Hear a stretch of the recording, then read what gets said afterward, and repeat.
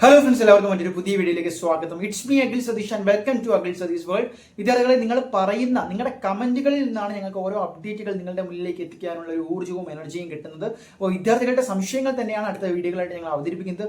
അതുകൊണ്ട് നിങ്ങൾ ആദ്യമായിട്ടാണ് ഈ ചാനൽ കാണുന്നതെങ്കിൽ സബ്സ്ക്രൈബ് ചെയ്യുക. ഏറ്റവും പുതിയ അപ്ഡേറ്റുകൾക്ക്, വാർത്തകൾക്ക്, വിശേഷങ്ങൾക്ക്, വിദ്യാഭ്യാസപരമായിട്ടുള്ള കാര്യങ്ങൾക്ക്, ഗൈഡൻസിന് തീർച്ചയായിട്ടും ഉപകാരപ്പെടും.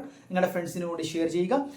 കാര്യത്തിലേക്ക് തന്നെ കിടക്കാം. പല വിദ്യാർത്ഥികൾ ഇന്ന് രാവിലെ മുതൽ നമ്മൾ +1 റിലേറ്റഡ് ആയിട്ട് വീഡിയോ തുടങ്ങിയപ്പോൾ മുതൽ തന്നെ ഒരുപാട് വിദ്യാർത്ഥികൾ ചോദിക്കുന്നതാണ്, +1 റിസൾട്ട് എങ്ങനെയായിരുന്നു, +1 വാല്യൂഷൻ എങ്ങനെയാണ്, ഇനി +1 ഇംപ്രൂവ്മെന്റ് കഴിഞ്ഞ വർഷത്തെ പോലെ ആയിരിക്കുമോ എന്നൊക്കെ ഉള്ളത്. അപ്പോൾ നിലവിൽ നമ്മൾ +1 റിസൾട്ടിനെ മാത്രമാണ് ഫോക്കസ് ചെയ്യുന്നത്. അത് നമ്മൾ കഴിഞ്ഞ വീഡിയോയിൽ പറഞ്ഞിട്ടുള്ളതാണ്. +2 റിസൾട്ട് വിജയ ശതമാനം കുറവായിരുന്നു. അപ്പോൾ അതേ രീതിയിൽ +1 ഇംപ്രൂവ്മെന്റിനും പലർക്കും ടഫായിരുന്നു. അപ്പോൾ അതേ പരീക്ഷയാണ് നിങ്ങൾ എഴുതിയത്.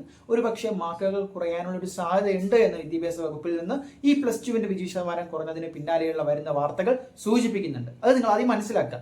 ഇനി വളരെ പ്രധാനപ്പെട്ട കാര്യം, മെയ് 28-ാം തീയതി, അതായത് നാളെ മെയ് 28-ാം തീയതി +1 റിസൾട്ട് വരുമോ എന്ന് പലരും പല സ്ക്രീൻഷോട്ടുകളും അയച്ചു തന്നിട്ട് ചോദിക്കുന്നുണ്ട്.